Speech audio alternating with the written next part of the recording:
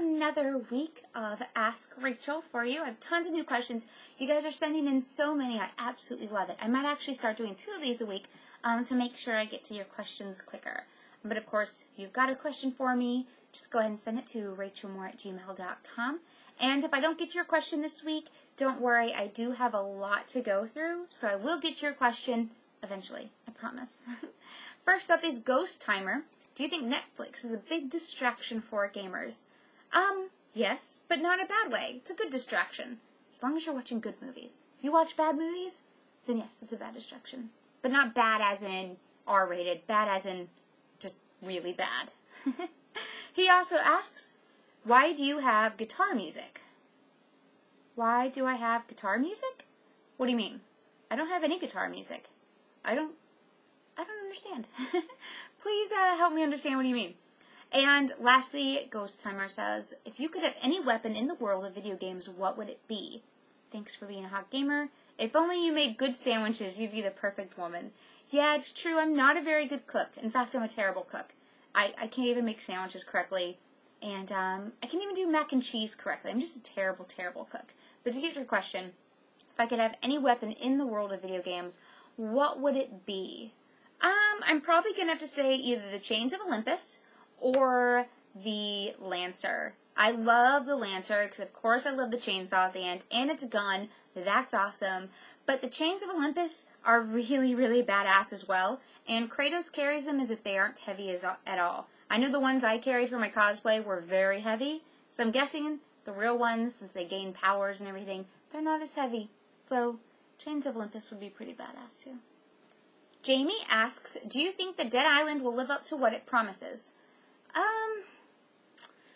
I don't think it's going to live up to that first trailer, but I think most gamers already realize it's not going to live up to that first trailer. It's not as story-driven of a game as you would think it would by that trailer. It's much more, as I've been saying, it's Dead Rising meets Left 4 Dead. It's got so many components of both games just pushed into one. I don't know if it's going to live up to what people are expecting, but I do think it's still going to be fun. Jamie also asks, would you rather be in the Left 4 Dead world universe or the Resident Evil world universe? Probably Left 4 Dead, because in Left 4 Dead, I at least have 3 other people to help me get through the zombie horde. In Resident Evil, most times you're by yourself or with one other person, meaning if that person dies, you're screwed. So with 3 other people with me, I've got a little bit better of a chance, so I'm going to go with Left 4 Dead. Ty Davis asks if I could have any race car from any game, what would it be? I'd probably have to say Peach's pink race car from Mario Kart, because it's pink, it's a race car, and that's pretty much all I would need in a car. Haynes2433 has a few questions. First one, he wants to ask, Maura, what do you think about Resident Evil Operation Raccoon City game?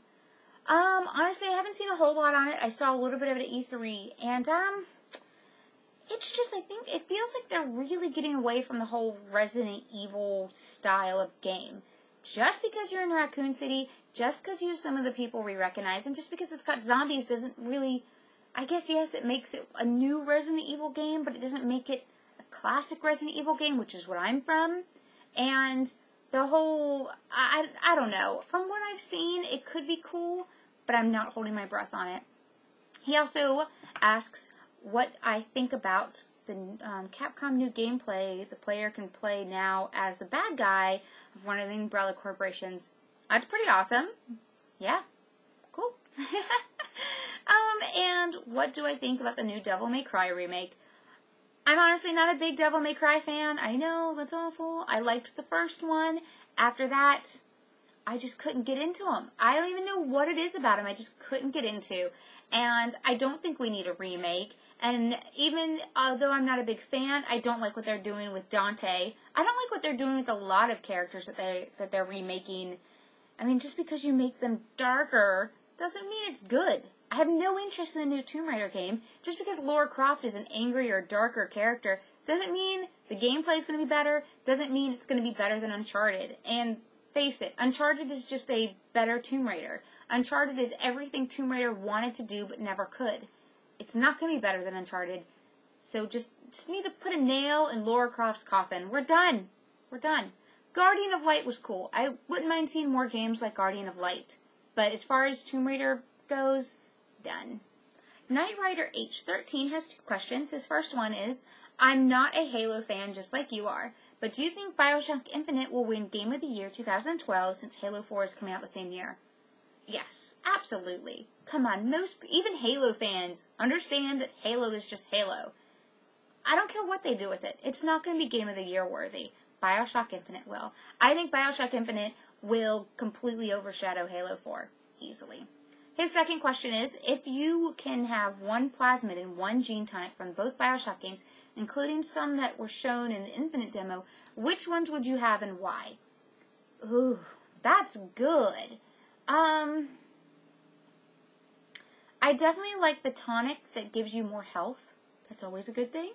But the plasmid, I always love sticking to fire.